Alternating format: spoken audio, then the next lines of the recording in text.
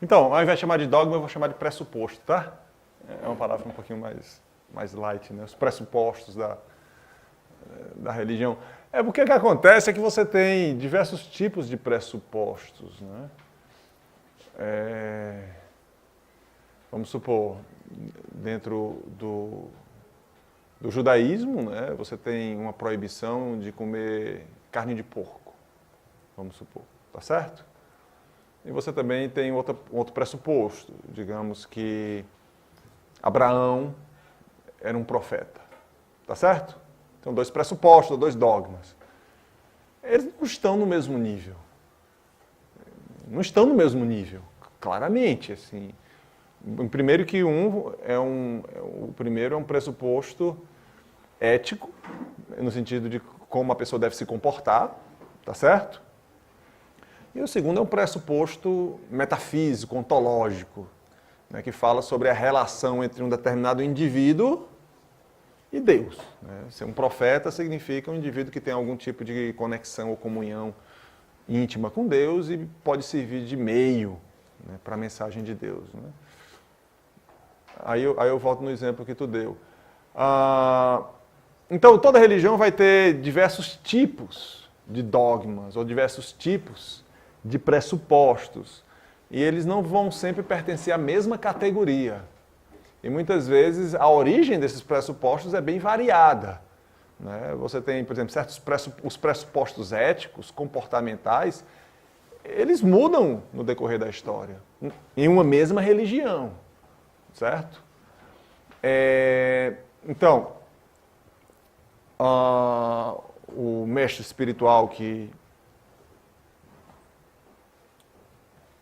do movimento Hare Krishna, que veio visitar o Brasil, né? Vocês já devem, né, mesmo quem não é Hare Krishna deve ter ouvido falar, vocês estão aqui no festival, que é Hridayananda Das Goswami, ou Srila Charadeva, como nós costumamos chamá-lo. Ele faz uma distinção bem simples, né, entre pressupostos básicos e pressupostos secundários, ou que a gente pode chamar de detalhes. Assim, aí eu vou ao seu ponto, né? Porque, assim, toda religião a gente pode identificar, ele faz essa reflexão dentro do Vaishnavismo, né? Ou dentro da religião Hare Krishna, se a gente pode usar essa expressão. Mas a gente pode identificar essa distinção em toda religião. Se você vê a religião como...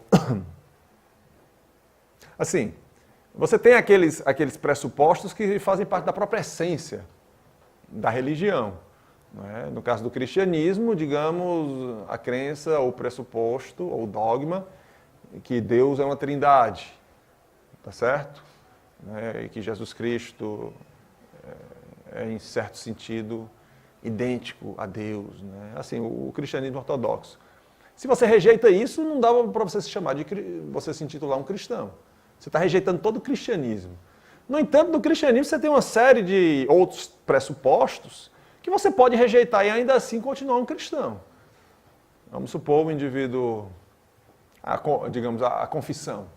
Acho que é um pressuposto ético do cristianismo. O indivíduo deve se confessar periodicamente. Mas se o indivíduo passa 10 anos sem se confessar, nem por isso ele vai deixar de ser um cristão. Mas se ele rejeitar essa ideia de que Deus é uma trindade, acho que ele já vai rejeitar o cristianismo. Ok? Então, fazendo referência ao seu exemplo, né? Então, certo. Então, alguns pressupostos a gente colocaria na categoria de pressupostos básicos ou até na categoria de detalhes de uma religião. Assim, são detalhes porque eles têm uma função de auxiliar o indivíduo no objetivo principal. E essa função ela vai variar em termos de importância de período histórico para período histórico. Mas não é algo essencial. Tá certo? Então, você se referiu ao princípio sanitário, né? Como você mencionou, de lavar as mãos? De tomar banho após ir ao banheiro, que eu já ouvi falar que você deve tomar banho após ir ao banheiro. Então, Lavar a boca depois de comer. é uma regra de conduta interessante, eu diria, não é? Agora, claramente não é algo que, digamos, dentro da teologia Hare Krishna, digamos, não é algo que está no mesmo nível, por exemplo, da crença ou do pressuposto que Krishna, digamos, é a fonte de todas as encarnações, a fonte de todos os avatares, ou não é algo que está no mesmo nível de que uma maneira de você chegar a Krishna ou a Deus seria através da meditação mântrica, né? Recitando o Mahamantra, Hare Krishna, etc. Então não está no mesmo nível, é óbvio que não está. Né? Agora, é algo interessante e se pode ser seguido, deve ser seguido. Tá bom? Ok? Pronto? Tá certo. Então vamos começar. Então hoje a ideia é falar um pouquinho sobre ciência. Né? No primeiro dia eu tentei falei sobre filosofia, né? Tentei definir o que é filosofia. No segundo eu falei sobre religião e tentei contrapor, comparar com filosofia. E agora eu vou fazer a mesma coisa com ciência. A ideia é a gente tentar entender minimamente o que é ciência e comparar a ciência com filosofia.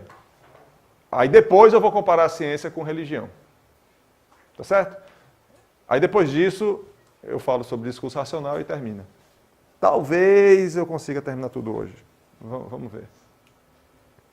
Certo, então, essa pergunta aí, o que é ciência? Então, antes de começar, então, toda sociedade, assim, toda sociedade ela vai reconhecer algumas atividades como tendo maior ou menor peso intelectual. Né? Mais especificamente, toda sociedade ela vai, sim, invariavelmente, ela vai elencar certos tipos de conhecimento como sendo superior ou inferior a outros tipos de conhecimento. Né? E quer queira ou não, hoje, né, nossa sociedade ocidental principalmente, mas não só ocidental, a ciência ou o conhecimento científico, né, tem um lugar de destaque. Né?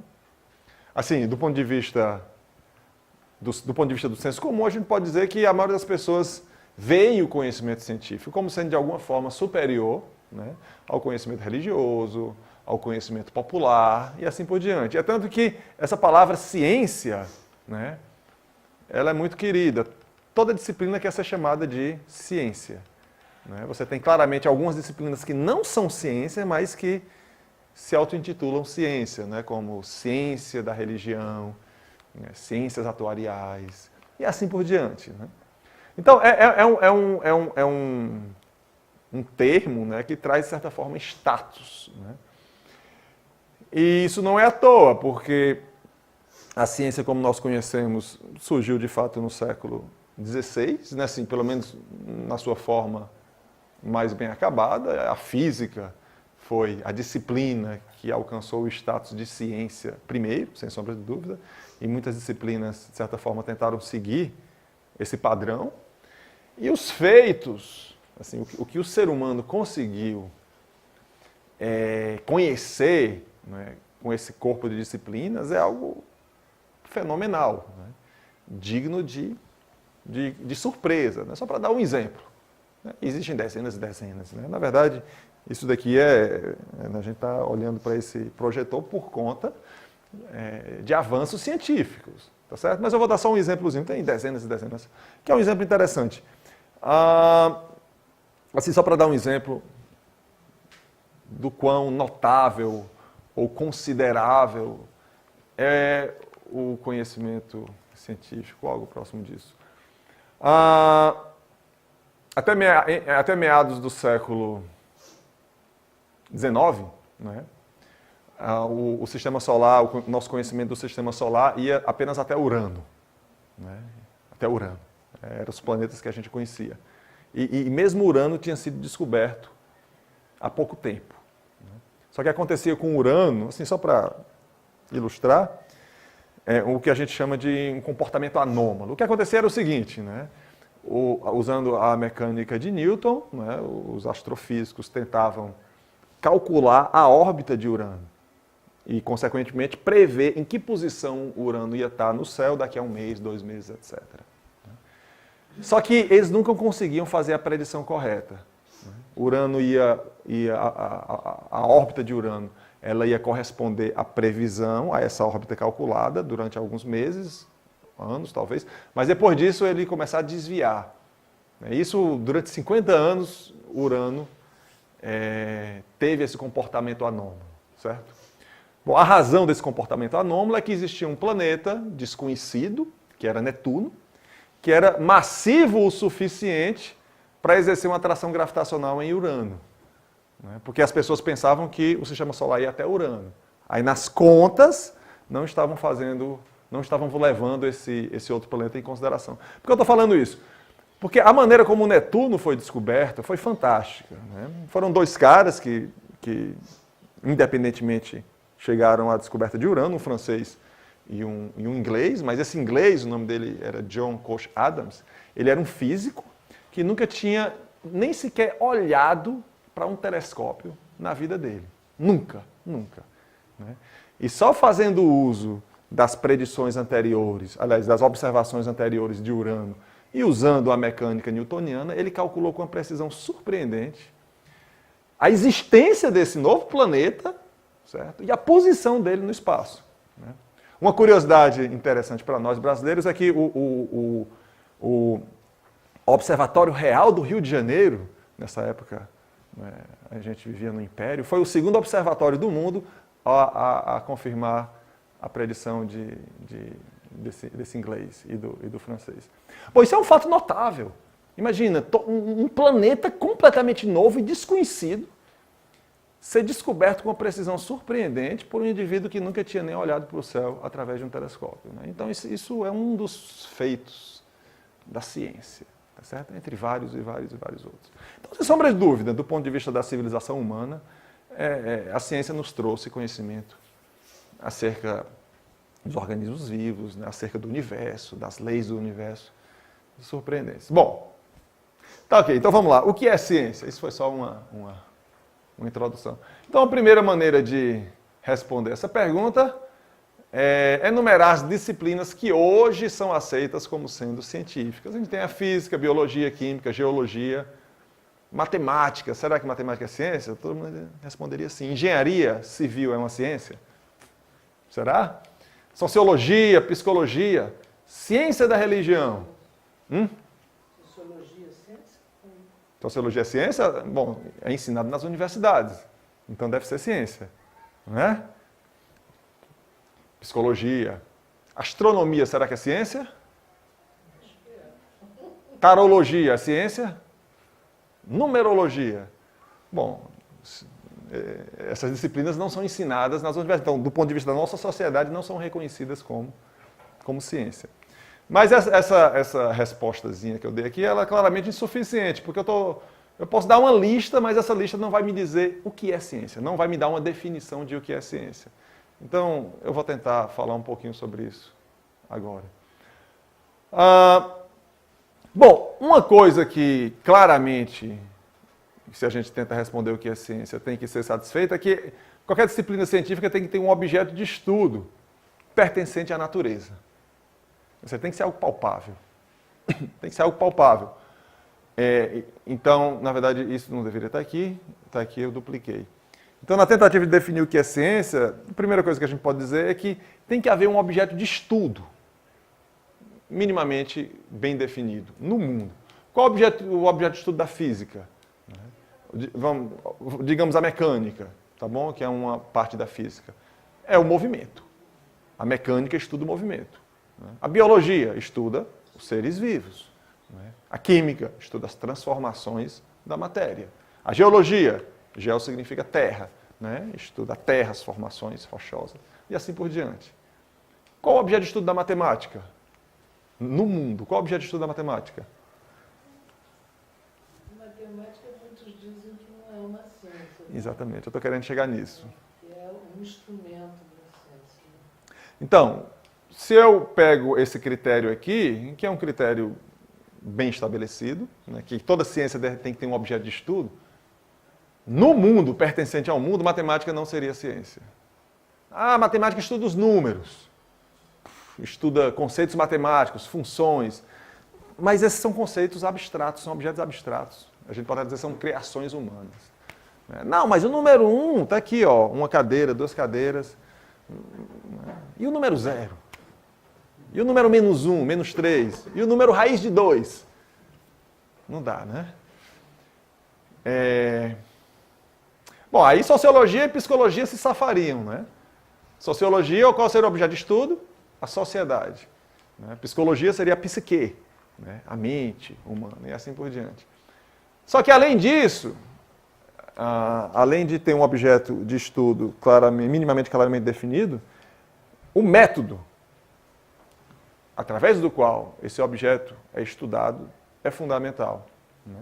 E aqui a gente entra nesse ponto que é controverso, eu vou falar um pouquinho sobre isso, o assim chamado método científico. Né? Depois eu vou falar sobre isso. Por enquanto a gente pode falar, ao invés de falar em método científico, eu vou falar em método empírico. Bom, essa é uma palavra relativamente técnica, né?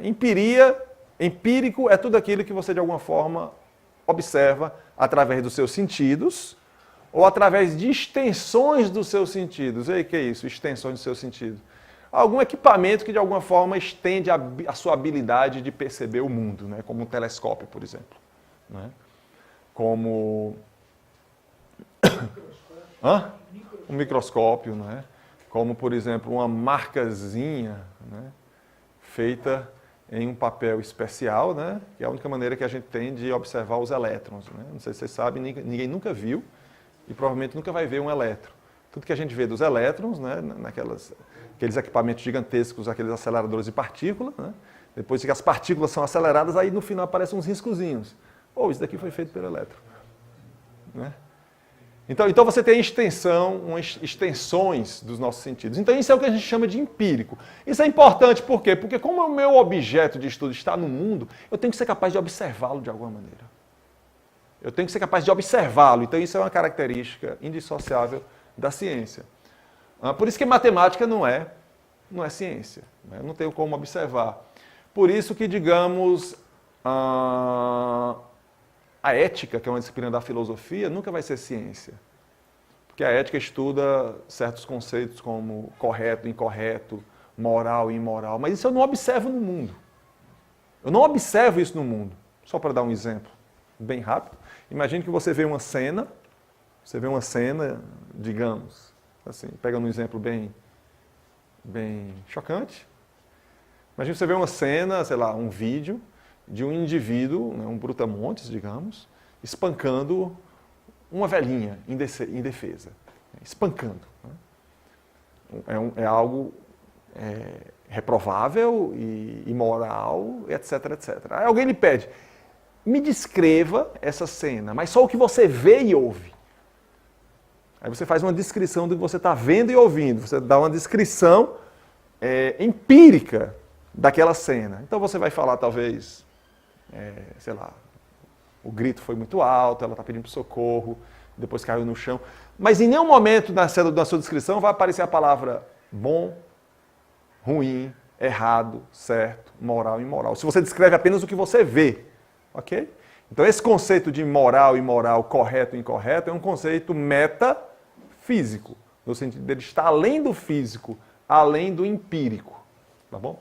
Então, dizer que a ciência tem que ter um método empírico significa dizer que ela tem que ter algum método de averiguação dos fatos. Eu tenho que ter alguma maneira de medir, né? Não de medir, mas de observar os fatos relacionados com uma determinada teoria científica.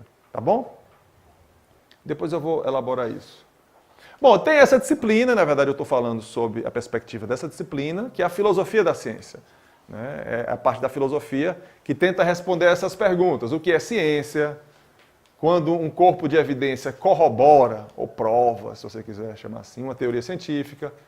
Qual o status das entidades teóricas, né? Como esse exemplo que eu mencionei, o elétron. O elétron é uma entidade teórica, não observável. Aí muitas pessoas se perguntam, será que ela de fato existe?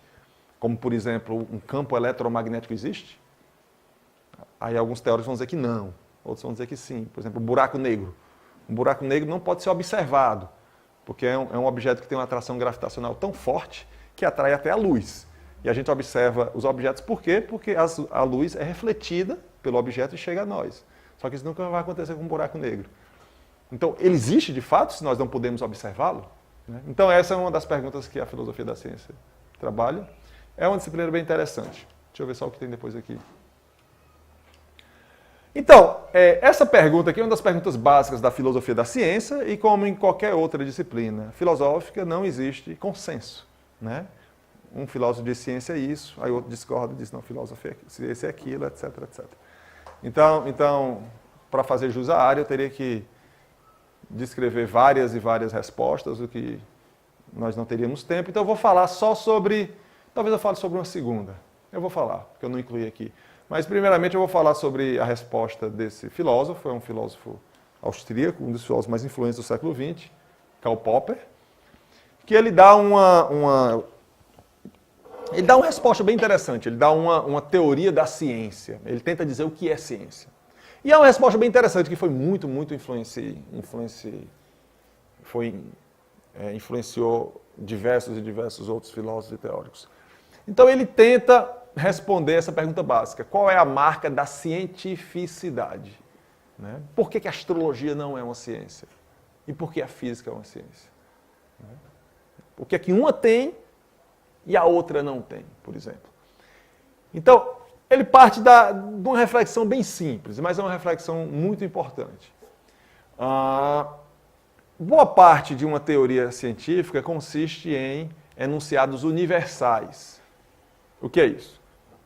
São enunciados que fazem referência a determinada lei, digamos, valer em todo e qualquer momento de tempo, em toda e qualquer circunstância, e aí eu vou dar um exemplo. Pegue, por exemplo, a lei da gravidade, tá certo? Então a lei da gravidade vai me dizer que, digamos, a lei da gravidade é aplicada à queda livre, certo? Então, se eu solto esse objeto aqui, né, se eu solto um objeto qualquer próximo da Terra, né, ele vai cair com uma aceleração específica. Não é isso? Isso vai me permitir, por exemplo, se eu sei a distância, né, da qual eu solto o objeto, vai me permitir dizer em quanto tempo ele vai tocar o chão, e se eu tiver informação a respeito da resistência do ar e assim por diante, tá certo? Só que essa lei, ela supostamente é válida ou verdadeira em relação à queda livre desse objeto, né, e se eu sei a massa também do objeto, claro. Se eu soltar esse computador, independente do objeto, essa lei é verdadeira. E se eu soltar aqui, se eu soltar lá em frente ao templo, se eu soltar o objeto em Pindamonhangaba, no Japão, certo? Então ele é universal, ou se eu soltar o objeto hoje, ou daqui a um mês, ou daqui a um ano. Então ela vale em circunstâncias virtualmente universais. Né? Espero que esteja dando para entender. Tá bom? Como é que eu posso provar? Provar, para além de qualquer dúvida, que essa lei é verdadeira. Eu vou ter que soltar esse objeto, calcular o tempo e ver, ele realmente caiu de acordo com o que a lei previa. Aí eu vou ter que soltar aquele objeto e prever. Vou ter que soltar essa cadeira e fazer a previsão. Aqui, depois vou ter que soltar em frente ao templo, depois em Pindamonhangaba, depois lá no Japão. Vou ter que soltar cada um de nós, né, em queda livre. Ou seja, eu vou ter que testar para todo e qualquer objeto que existe hoje no planeta Terra, né, em toda e qualquer distância do solo, em todos os lugares, e vou ter que fazer isso amanhã, e depois de amanhã, etc. Ou seja, é impossível eu provar que a lei da gravidade é verdadeira. E eu estou usando aqui a palavra provar no seu sentido literal, ou seja, provar significa mostrar que é verdadeira para além de qualquer dúvida.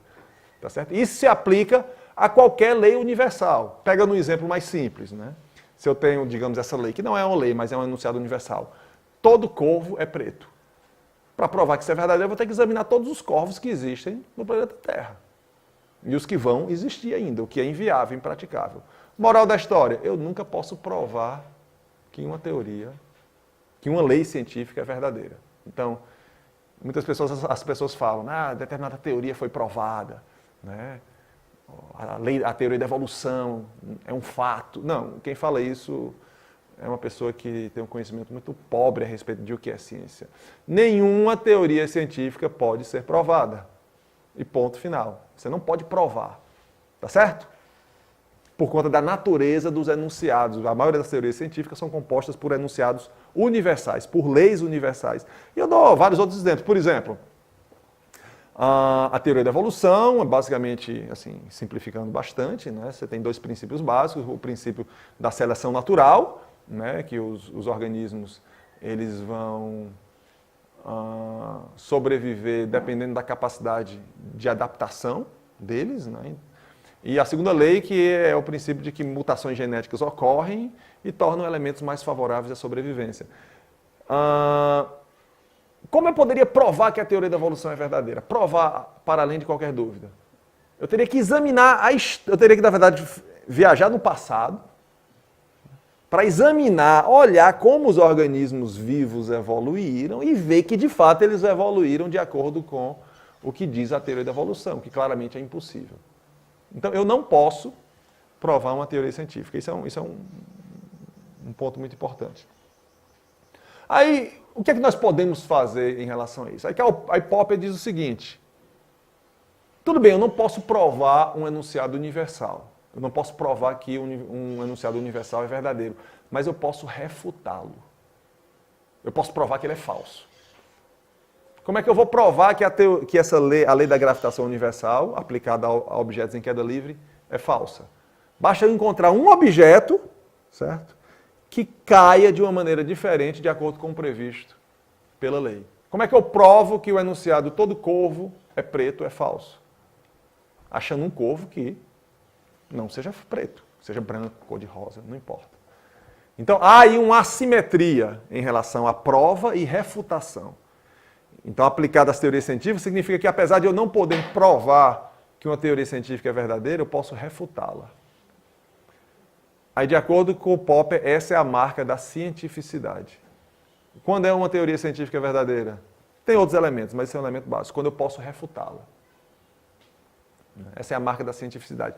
E, bom, nos escritos dele, ele conta o contexto histórico que fez com que essa ideia viesse à cabeça dele. Então, ele viveu, ele já era ativo intelectualmente na década de 30, né? E na década de 30, ocorreu, de acordo com ele e alguns outros historiadores, um evento muito importante para a aceitação da teoria da relatividade de Einstein.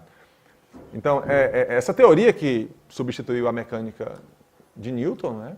Ela tinha uma previsão, ela tem várias previsões contraintuitivas, né? Mas uma delas é que a luz, ela nem sempre viaja em linha reta. Que até a luz é atraída pela gravidade. Era uma previsão teórica, né? A pessoa lá na teoria, fazendo as contas, ela chegava a essa conclusão. Se a teoria da relatividade é verdadeira, então a luz é atraída por corpos maciços. Então, na década de 30, em 2 lugares do mundo, né, surgiram condições de você ter uma experiência que ia provar isso. Provar que se a luz é ou não atraída por corpos muito maciços, que é uma consequência da teoria da relatividade. Curiosamente, um desses lugares é um município no interior do Ceará chamado Sobral.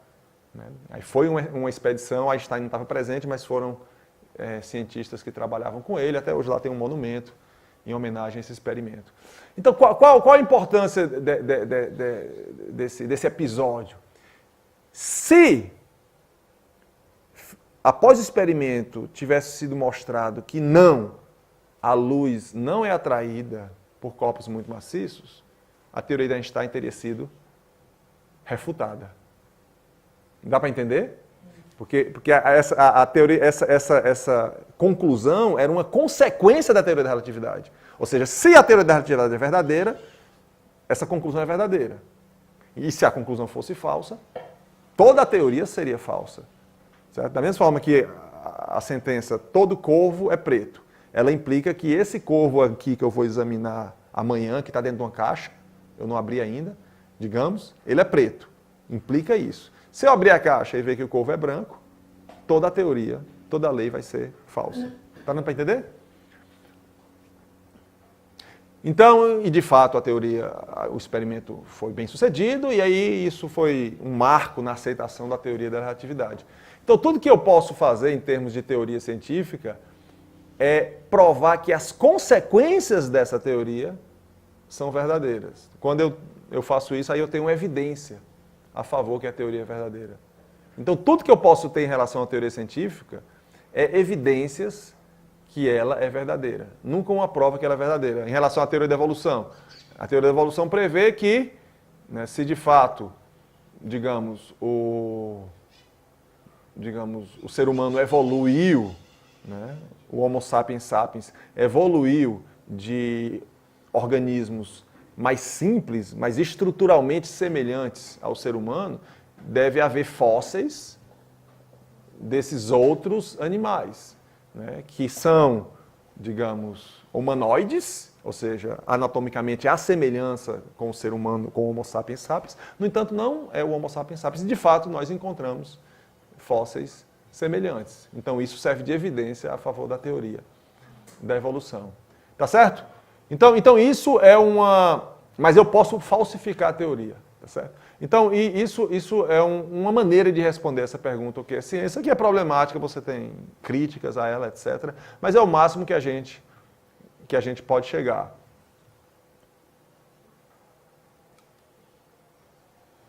Ok. Aí, vamos comparar agora ciência com filosofia. Então, por que aqui eu não posso dizer que filosofia é uma ciência? Algumas pessoas, eu ensino no curso de filosofia, aí, geralmente toda turma nova, eles fazem uma camisa, né? Aí tem algum dizer, e tem uma frase de Aristóteles, ele usa a palavra ciência, mas foi antes do surgimento da ciência moderna, né? Que a filosofia é a mais nobre de todas as ciências, alguma coisa assim, né? Então, eu não acho legal, porque no contexto de hoje, simplesmente é falsa. Não é a mais nobre das ciências, porque não é ciência. E ponto final. E por que não é ciência? Por que filosofia não é ciência? A razão de não ser ciência está aqui. O objeto de estudo das questões filosóficas não se encontra no mundo. Como, por exemplo, o exemplo que eu dei da ética. Ou então a pergunta filosófica, Deus existe? O que é Deus? Deus é um objeto metafísico, eu não vejo Deus. Deus não é um objeto empírico, como é essa cadeira, como é essa câmera. É um objeto metafísico. Então, por isso que você, a rigor, não pode falar na ciência de Deus.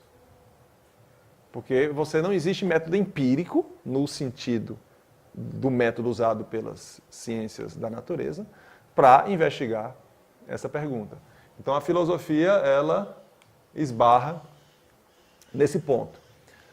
No entanto, tem uma questão muito interessante, né, que, mais uma vez, se refere a esse tema que a gente já comentou bastante, né, o problema do regresso ao infinito da justificação epistêmica em ciência. Eu tenho que mencionar isso. Então, eu já falei ontem e antes de ontem, né, que quando eu faço isso que eu estou chamando de reflexão crítica, eu tenho que ter um ponto de parada. Eu não posso ir dando justificações ad infinito. A mesma coisa acontece na ciência. O cientista ele tem que partir de certos pressupostos que ele não pode provar. E aí a outra distinção entre filosofia e ciência. Né? Um pressuposto muito assim, ilustrativo é que o cientista ele não pode duvidar que esse mundo existe. Ele tem que partir do pressuposto que esse mundo existe. Aí você, não sei se isso parece estranho para vocês, né? Mas talvez alguém se pergunte, como assim? Questionar se esse mundo existe, uma coisa tão óbvia, né? Mas realmente a filosofia, os caras exageram um pouco, né? É uma área dentro da filosofia, a existência do mundo. Né? Então, inclusive, esse filósofo que eu mencionei, né, Karl Popper, tem um artigozinho dele, que ele fala assim, na introdução ele fala uma coisa bem interessante. Ele fala, assim, não nessas palavras, mas mais ou menos assim, entrando, saindo, sei lá, governos são depostos, catástrofes acontecem, né? Ocorre revolução aqui, outra ali, epidemias, e os filósofos continuam se perguntando se esse mundo de fato existe, né? Ou seja, se referindo à ideia que às vezes os filósofos estão um pouquinho em outro mundo, né? Mas a filosofia pode questionar tudo, então, quando eu sonho, eu penso que os objetos do sonho são reais, então o que me garante que eu não estou sonhando aqui, né? Ou que eu não estou numa matrix, etc. Mas isso é um outro ponto. Mas, então, mesmo a ciência, ela tem que partir de pressupostos não justificáveis. E aqui eu vou dar um exemplo, tá? Eu vou fazer referência a mecânica newtoniana, porque é mais simples, tá? Do que falar sobre a teoria da relatividade ou a física quântica. E também porque, até hoje, não houve uma teoria científica mais aceita, em termos de período de tempo, e mais impactante do que a mecânica newtoniana. Né? E também porque foi a primeira grande teoria científica, a mecânica newtoniana. Então, na época de Newton, né, isso foi em grande medida devido a Descartes. Descartes ele veio uma geração antes de Newton, na França. Né? Newton ele era inglês, né? Ele ensinou em Cambridge. Prevalecia uma visão de mundo que a gente chama de mecanicismo, ou visão mecanicista. O que é isso? É que as pessoas viam o mundo como uma máquina, digamos, semelhante a um relógio, no seguinte sentido: o movimento, para acontecer, precisava de interação entre partes. É assim que funciona o dispositivo mecânico, né? Algo acontece em função de uma parte do mecanismo impulsionar, tocar, exercer uma força sobre outro mecanismo. Né? Então para um objeto exercer uma força sobre outro objeto, precisa de contato, ou direto ou indireto. Entre outras coisas, isso é o que diz o mecanicismo. Né? Só que Newton propôs uma ideia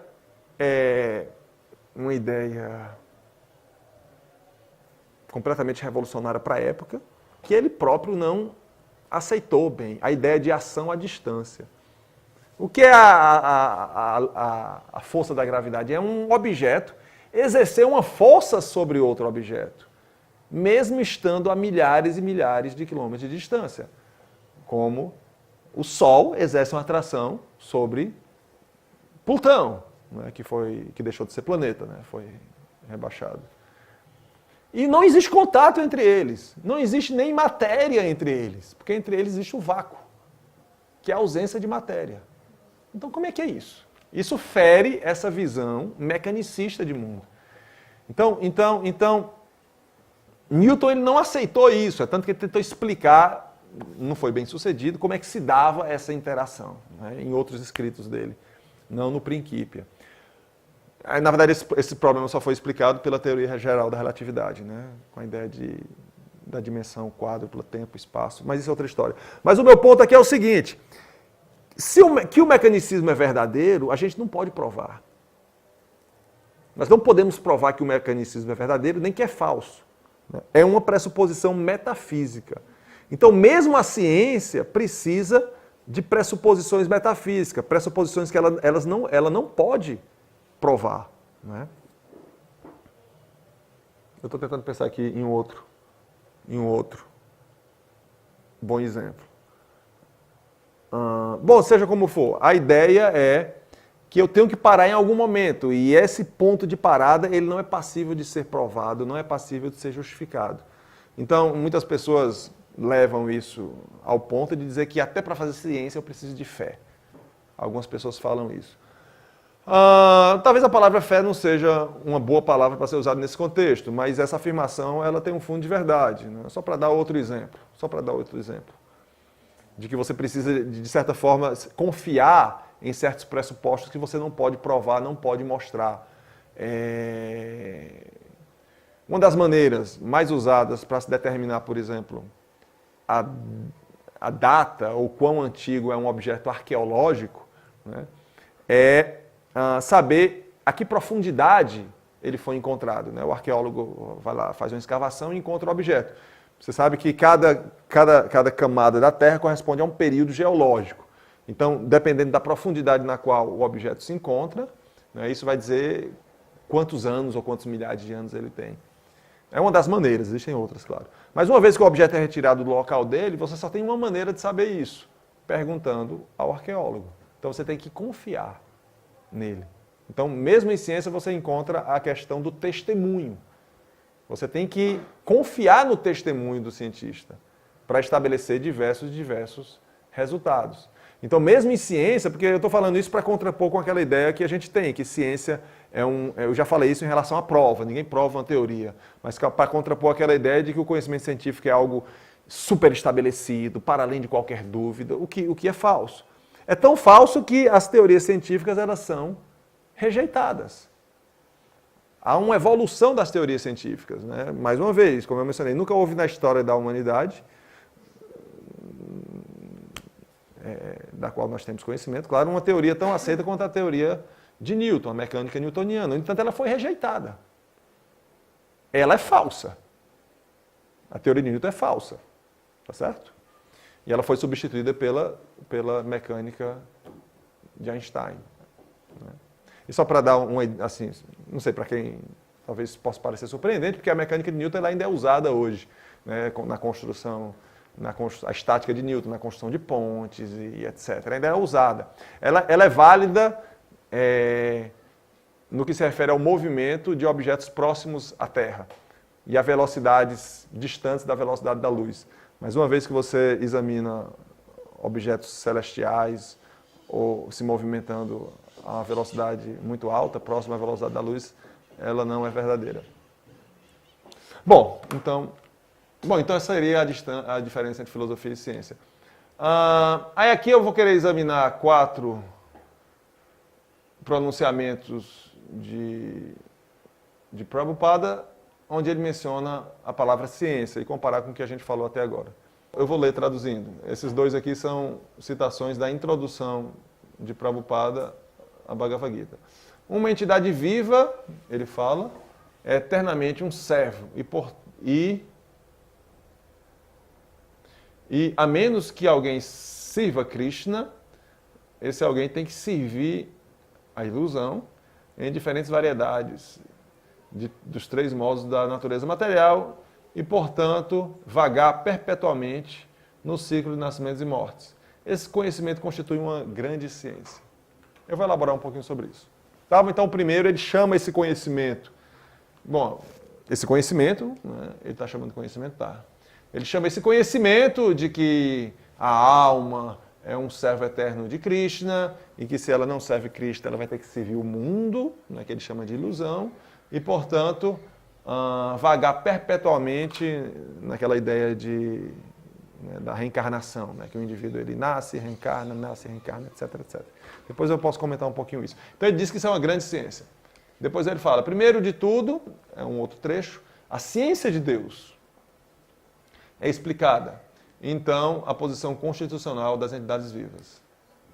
Mais na frente, aqui já é do capítulo 17, ele fala, a consciência de Krishna é uma execução científica de atividades transcendentais que permitem a pessoa retornar a casa, retornar ao Supremo.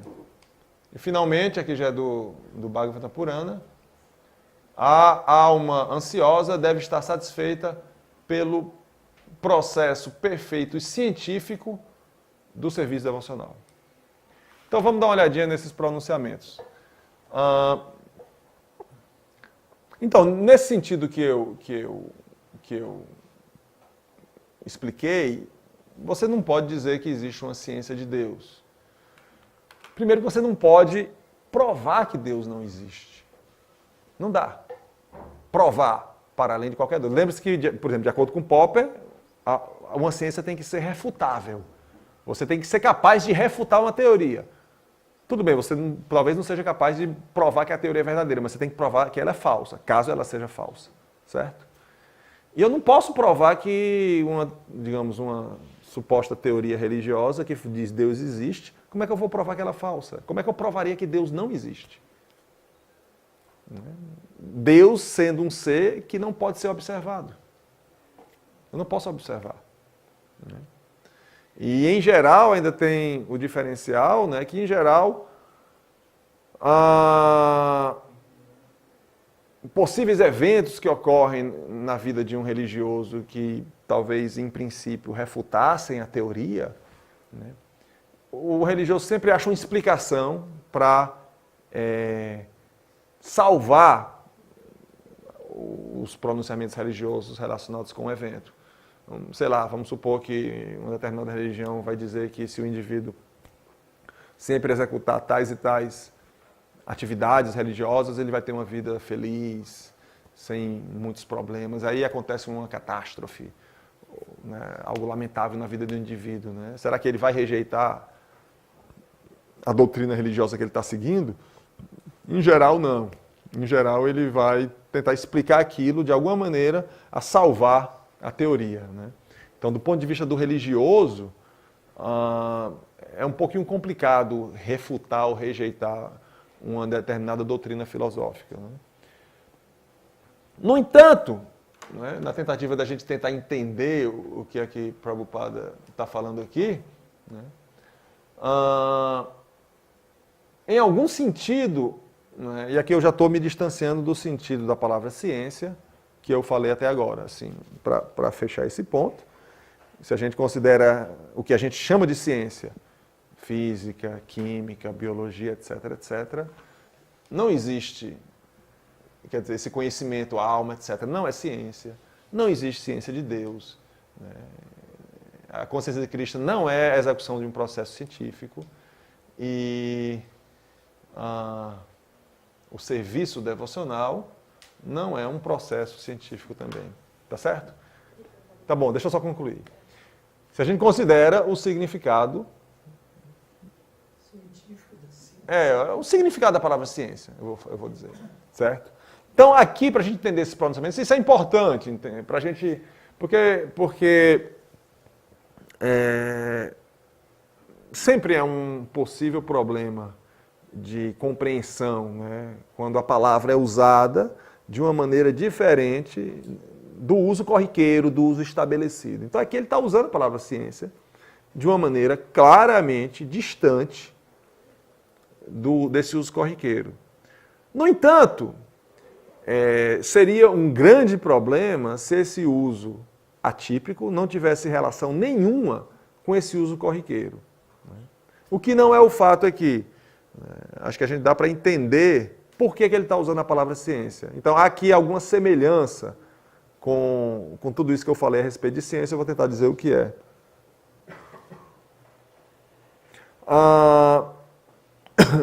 Então, uma característica relativamente bem marcante de boa parte de várias tradições orientais, né, que talvez se contrapõe um pouco com a religião ocidental, as religiões ocidentais, é que há, de certa forma, uma ênfase em uma experiência por parte do religioso, né? Essa palavra não é muito boa. Por exemplo, o termo, né, a primeira significação que é dada à palavra yoga, né, na Bhagavad Gita, é prática. Né? É um outro significado para a palavra yoga, prática. Né? Então, a ênfase na execução de uma prática, ou um outro termo usado é sadhana, né? É uma ênfase que virtualmente aparece em todas as tradições orientais, ou em muitas, não vou dizer todas. Né? Você tem isso no budismo, você tem em várias tradições hindus. E, em geral, há descrições muitas vezes relativamente precisas acerca do tipo de experiência que o indivíduo obtém quando ele pratica uma prática específica, ou um yoga específico. Por exemplo, um dos textos clássicos do yoga, que é o Yoga Sutra, né, que é um pouquinho depois da Bhagavad Gita, né, a gente tem aí, deve ter sido escrito, porque datação é uma coisa complicada, entre o século 3 a.C., entre o século 3 a.C. e 4 depois de Cristo. Né? É um texto que dá algum nível de detalhes acerca do que acontece com a consciência do indivíduo quando ele pratica yoga. Agora, é um yoga um pouquinho diferente desse yoga que a gente encontra nas academias, nos estudos de yoga. Né? Você tem uma parte física dos asanas, as posturas, né? Mas é um yoga bem mais meditativo. Né? Então, o que acontece é que os praticantes dão testemunho de que quando a prática é levada a séria, né, aquilo que os textos dizem que vai acontecer com a teoria, de fato acontece. Então há uma experiência, né, empírica, naturalmente, daquilo que os textos dizem que vai acontecer. Mesma coisa com muitas práticas mântricas, né, práticas yógicas feitas através de um mantra específico, como é o que nós aqui fazemos com o mantra Hare Krishna. Né? Então, nesse sentido, talvez, que a palavra ciência está sendo usada aqui. Que não é algo completamente ou puramente teórico. Não é, como ele próprio, Prabhupada costumava dizer, não é um cheque em branco. Né? Ou seja, algo que você faz para ter um resultado apenas, não sei em que momento, né? No momento da... Como é o nome? Na tradição, talvez, heterodoxa cristã, né? O indivíduo morre, mas ele vai ficar num sono. Se alguém me corrija se eu estiver errado. Num sono eterno, né? E no dia do juízo, né? No juízo final, isso. Ele vai ser... Na verdade, ele vai, aparentemente, algumas pessoas defendem, o corpo original da pessoa vai ser restituído, etc, etc. E aí sim, ela vai ver Deus face a face. Então aí ela tem que esperar um tempinho, né? Então, apesar de que, muitas tradições orientais, elas falam de uma experiência nessa vida, durante a própria prática. Entende? Se bem que isso que eu falei do cristianismo é uma visão bem heterodoxa. Você tem na tradição cristã diversos místicos, né? Que tem uma tradição mística muito, muito forte, né? Que fazem relatos de experiências místicas, né? Até incríveis, assim, incríveis no sentido de surpreendentes, né? Que foram resultados da sua ascese, da sua prática, etc, etc. Então aí você tem digamos, uma maneira mais tímida, né, de ter evidências a favor daquela doutrina religiosa que você está vivenciando. Tá certo? Então talvez seja nesse sentido que Prabhupada usa a palavra ciência e científico. Né? Eu arriscaria dizer que é de fato algo muito próximo disso, né? Então não é um uso completamente distante do significado original. É distante. Não é ciência do mesmo jeito que física é ciência. Então só para concluir esse ponto, e aí eu vou fazer uma última correlação com ciência. Então vamos admitir que isso seja verdade. Né? Eu falei que mesmo em ciência a gente tem que levar em conta o testemunho das pessoas. Sem acreditar no testemunho das pessoas, você não faz ciência. Não faz ciência. Você tem que acreditar que quando o cientista ele escreve um artigo descrevendo o resultado de um experimento que ele fez no laboratório, né, você tem que escrever que ele está exercendo uma honestidade intelectual. Se bem que existem episódios que mostram que isso nem sempre acontece. Tá? Mas seja como for, você tem que levar a sério a questão do testemunho. Então, se nós levamos a sério o testemunho, em várias tradições iógicas, né, de vários praticantes, descrevendo que quando eles estão no exercício de certa prática, eles experienciam um efeito específico na consciência deles. Então você tem aí uma maneira, digamos, mais tímida de testar ou suportar evidencialmente aquela doutrina que você está seguindo, tá certo? Tímida porque existe uma distância considerável em relação a como as teorias científicas são testadas. E essa teoria e essa distância é basicamente que, eu já falei sobre isso, essa experiência ela é privada. Digamos, na minha prática meditativa, eu observo que minha consciência, eu realmente vejo coisas que eu não estou vendo ordinariamente, eu sinto coisas que eu não estou sentindo, que eu não sinto ordinariamente, e são exatamente o tipo de coisas que aquele texto antigo lá diz que eu vou sentir. Aí eu digo, opa, então talvez eu esteja no caminho correto. Só que é algo privado. Só eu experiencio isso. Diferentemente do experimento científico que está sendo feito no laboratório e tem 15 cientistas vendo a mesma coisa. Certo? Então essa seria uma diferença fundamental quando a gente fala que eu posso experimentar empiricamente uma doutrina religiosa. Mas seja como for, eu acho que é nesse sentido que a palavra ciência e científico é usada aqui, ou é uma tentativa de fazer essa reconstrução. Né?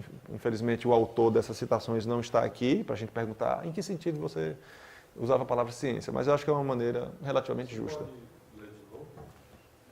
Todos os 4? Não, só o primeiro. O primeiro. Uma entidade viva é eternamente um servo. Acho que tem um que aqui. Que a entidade viva é eternamente um servo e que, ao menos, ela sirva Krishna, ou talvez não, essa pessoa deverá servir a ilusão. Ou seja, a menos que ela sirva Krishna, ela vai servir a ilusão em diferentes variedades dos 3 modos de natureza material e, portanto, vagar perpetualmente dentro do ciclo de nascimentos e mortes. esse conhecimento constitui uma grande ciência. Tá ok? Agora, a gente tem que ter isso, eu vou enfatizar pela última vez, é um uso extraordinário da palavra ciência, tá bom? A gente não pode dizer que a consciência de Cristo não é ciência, da mesma forma que a física não é ciência, que é ciência, porque isso simplesmente é falso. Alguém tem alguma pergunta? Pois não, acho que ela queria perguntar. Sim. Ela já foi respondida parcialmente, Certo. mas quando Prabhupada fala a respeito da ciência de Deus, será que esse elemento que a gente precisa que exista no mundo não seria referente a Krishna no mundo como personalidade mesmo na época? Bom ponto. Ok. Perfeito. Então, todo mundo entendeu a pergunta?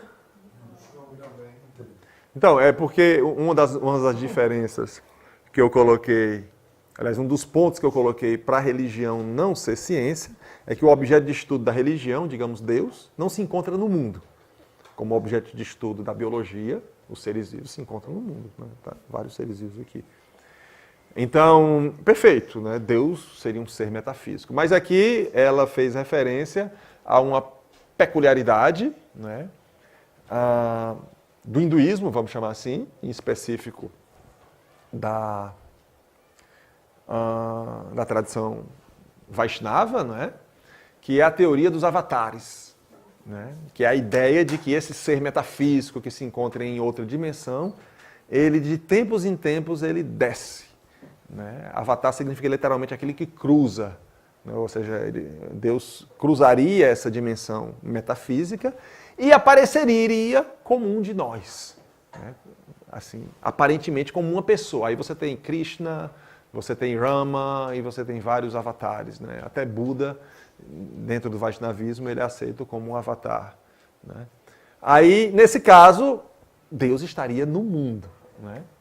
Não, então isso é uma boa pergunta, porque eu tentei colocar a coisa de uma forma geral, né? Nem todas as religiões defendem essa teoria, né? O cristianismo, mais ou menos, né? Porque se Jesus é aceito como sendo Deus, né? Então aí você teria uma encarnação. Deus, ele apareceu como seu filho, etc. Né? Mas o islamismo não tem isso, né? O judaísmo também não tem. Não, o judaísmo tem, só que para eles o Cristo ainda não veio, né? Eles estão esperando. Mas eles não têm a noção que Cristo é Deus, né? Isso é uma coisa do catolicismo. Do cristianismo, perdão. Não, perfeito, a gente pode falar isso. No entanto, tem um ponto que, mesmo esses avatares, né, eles aparecem em momentos históricos específicos. Né? Hoje, até onde eu sei, não tem nenhum avatar around. Né? Tá certo? Então, hoje eu não posso examinar. Então, hoje Deus não está no mundo, nesse sentido. Mas eu vou qualificar um pouquinho isso, certo? Mas foi uma pergunta muito interessante, né? Porque a gente está entrando na especificidade de uma religião específica, né? Mas, claro, a gente estava examinando Prabhupada, então é mais que justo isso.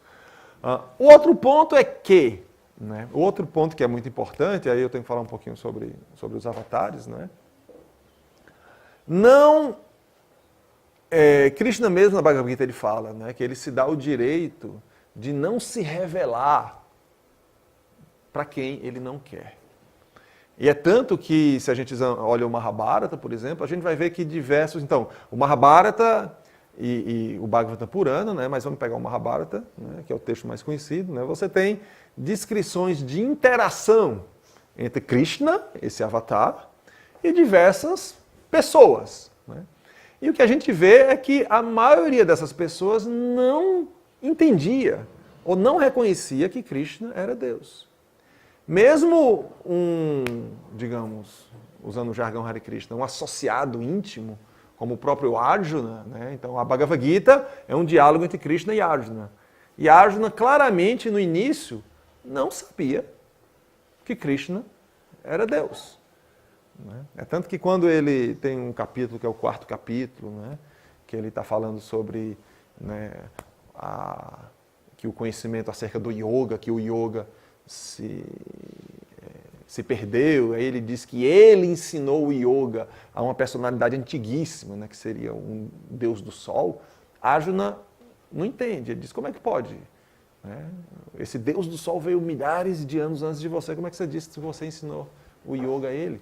Aí, nesse momento, que Krishna se revela como sendo Deus. Né? Mas assim, o diálogo deixa bem claro que Arjuna não sabia, ele não sabia da natureza divina de Krishna. Tá certo? Então talvez por isso o meu ponto ainda possa ser mantido. No entanto, só para comentar isso, no entanto, não é, a visão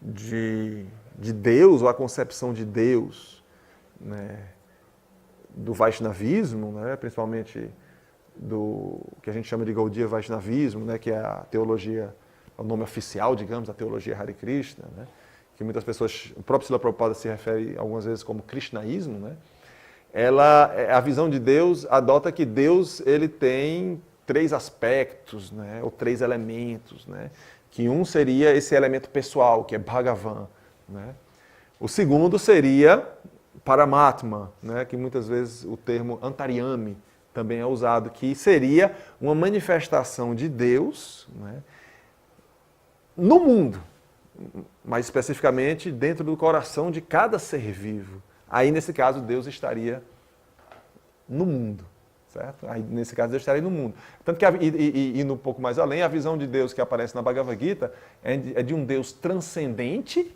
que está além do mundo, mas, ao mesmo tempo, de um Deus imanente, que está no mundo. Né? Então, nesse caso, Deus estaria no mundo, mas, ainda assim, não seria algo observável. Né? Ele estaria no mundo, mas esse estar no mundo é algo sutil, né? De certa forma não muito perceptível. E ele deixa isso claro em outro verso, né? Que é um verso super lindo. Eita, eu estou falando demais. É um verso super lindo onde ele se compara, ele compara esse universo, né? Krishna Bhagavad Gita, a um colar. Ele compara esse universo a um colar e ele diz que ele é o cordão que une as contas. Então ele é a sustentação de todo o mundo, de todo o universo. Então, de certa forma, ele está no mundo, o cordão está lá. No entanto, o cordão está invisível. Imagine um colar cujas contas estão bem juntas uma da outra. Apesar do fato do cordão ser o sustentáculo do colar, né, se o cordão partir, tudo desmorona. Né? Então, sem Krishna, sem Deus, esse mundo não existe. Mas, no entanto, o fio está invisível. Então, ainda assim, mesmo estando no mundo, eu ainda manteria que é algo que está para além dos nossos sentidos ordinários. Eu cheguei um pouco atrás, não sei se o senhor porventura respondeu, mas é o seguinte, o método científico, né, hipotético, dedutivo, vamos dizer assim, que é a fase de experimentação, das etapas. Quando a gente fala em ciência mais espiritual, né, para a gente praticar uma ciência espiritual, eu acho que dá para comprovar, só que utilizando outros métodos de experimentação. Por exemplo, experiências de Quasimodo, Keynes. É uma forma de você estudar estatisticamente, empiricamente, algo que transcende. Você não vai conseguir colocar o microscópio na consciência. Ok. Então a gente precisa de, por exemplo, comunicações espirituais, como os espíritas fazem, tiptografia, por exemplo. Você faz uma pergunta por meio de códigos, aquela pergunta é respondida. Você fala, letra A, uma batida. Ok. Você faz uma pergunta e vem uma resposta inteligente. Não, perfeito. Não, isso é um bom ponto. Né? Isso é um bom ponto. Você está falando aí na possibilidade de ter evidências a favor de um elemento essencial, sem sombra de dúvida, das religiões, né? Que é a existência da alma. Tá certo? Que é essencial, mas não é o único. Né? Você tem aí também a figura de Deus. Tá certo? Porque isso que você mencionou toca apenas no conceito de alma, né? Aí tem a questão de experiências quase morte. Não, eu acho que sim. Isso eu concedo que... E algumas pessoas dizem que a gente está chegando perto disso, né? De você comprovar a existência, que existe um aspecto imaterial da consciência. Perfeito? No entanto, raciocínio comigo, Se isso é o caso, e isso pode ser o caso, né, e a gente poderia eventualmente ter uma ciência da alma ou da consciência, etc, etc. Isso talvez não toque no aspecto central das religiões monoteístas, que é a existência de Deus. Eu posso ser um ateísta e acreditar que existe um aspecto imaterial da alma, não posso? Né? Talvez um problema maior em relação a essa dificuldade de comprovação, de experimentação, esteja nesse grande conceito, que é um conceito gigantesco, que é o conceito de Deus. Né? E talvez algumas poucas pessoas, né? É um professor muito famoso, ele ensinava na Universidade de Charlottesville, nos Estados Unidos, né? É Peterson? Não estou me recordando agora exatamente o sobrenome dele, acho que é Peterson, não tenho certeza. Ele escreveu, a partir da década de 70, diversos livros, onde ele fez, entre outras coisas, né, uma catalogação de diversos casos que supostamente evidenciavam a reencarnação.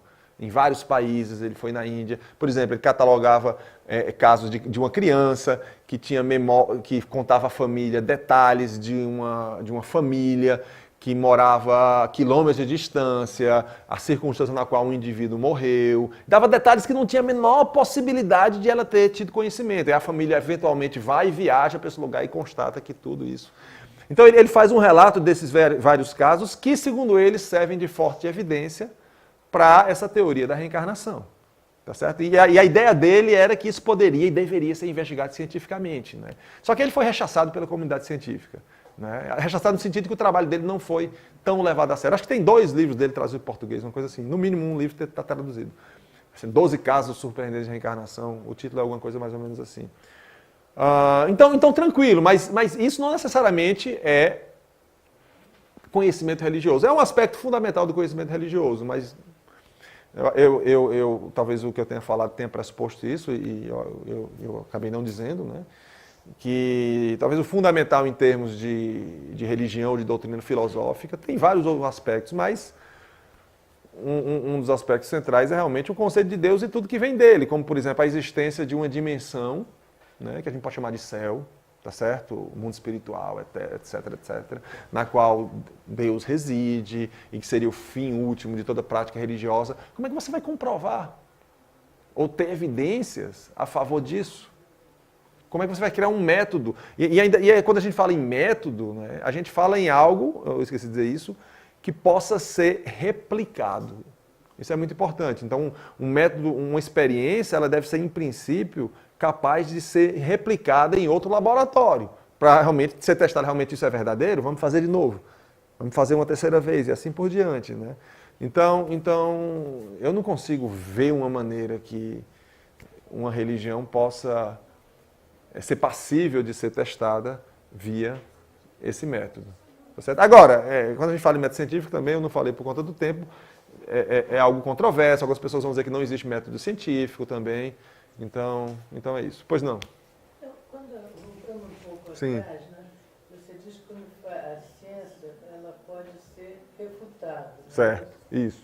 Agora, a religião é uma crença, né? Como dizia Humes, eu acho Certo. que é uma crença. Certo. Que nem dizer, o sol vai nascer amanhã. Perfeito? Todo mundo acredita, mas ninguém Ok. pode assegurar. Aham. Isso todo mundo acredita. Uhum. Agora, como é que os outros filósofos ateístas, que são, acho que a grande maioria até, conseguem provar a teoria deles, o ateísmo, Tá certo. e não ser tão combatidos como... Não, ok. Não, então, ok, perfeito, boa pergunta. Não necessariamente uma teoria precisa ser empírica para poder ser refutada, tá certo? Isso é um ponto importante. Porque veja bem, quando os filósofos ateístas estão tentando mostrar que Deus não existe, eles não estão no âmbito da ciência. Eles estão no âmbito da filosofia e da metafísica, certo? Aqui a gente está falando de ciência, tá certo? Aqui a gente está falando de ciência. E a rigor, né, eu vou falar amanhã, né, hoje não vai dar, quando eu falar sobre ciência e religião, se realmente ciência e religião é incompatível, né? Em um sentido muito importante, ambos têm domínios de estudo diferentes. Né? Então, o cientista, a rigor, a prática científica dele não diz nada a respeito de Deus. Nem que Deus existe, nem que Deus não existe. Se ele acha que diz alguma coisa, ele já está fazendo filosofia, não está mais fazendo ciência. Ele já está usando resultados científicos para tratar questões filosóficas. Porque o objeto da ciência está no mundo. Deus não está no mundo. Então a ciência tem zero a dizer a respeito de Deus. Né? Ela vai ter algo a respeito de dizer, ela vai ter algo a dizer sobre certa parte de algumas religiões, como por exemplo no cristianismo você tem aí o que está, se você interpreta literalmente o Gênesis, né? Que a Terra foi criada há quanto tempo? As pessoas fazem o cálculo a partir das gerações, né? Tem Adão, os filhos de Adão, aí até chegar a Abraão, aí ele faz a conta, cada pessoa viveu aproximadamente 70, 60 anos, aí eles dão um número aí, que é a Terra foi criada há 30 mil anos, uma coisa assim, um número bem pequenininho, que claramente é incompatível com os resultados da ciência. Então, nesse ponto, há alguma incompatibilidade, mas não é o corpo da doutrina religiosa como um todo, é apenas uma partezinha. Eu acho que o que há de essencial em termos de religião é dissociado da ciência, tá certo? Agora, indo para a sua pergunta, aí os filósofos ateístas, que aí não estão fazendo ciência, eles estão fazendo filosofia, eles vão tentar provar Deus com as mesmas ferramentas que o filósofo teísta vai tentar provar. Né? Mas ele não prova. Né? Na verdade, há tentativas de prova, né? mas elas não são bem-sucedidas. Eu não vou ter tempo de falar sobre isso. Mas hoje o que os filósofos tentam fazer, tanto teístas quanto ateístas, é mostrar que existem boas evidências, ou para acreditar em Deus, ou para desacreditar na existência de Deus. Né? Mas hoje a palavra prova, ela não está sendo muito usada, porque é algo muito forte. É algo muito forte, provar que algo existe ou provar que algo não existe. Então, a tática, digamos assim, dos filósofos, né, em ambos os campos, seja no campo do teísmo quanto no campo do ateísmo, é tentar fornecer argumentos que provem que é plausível, é razoável, é sensato acreditar ou não acreditar na existência de Deus. Ok? E aí, pessoal, mais alguém? Eu ia fazer uma pergunta que mais ou menos para aquele rapaz.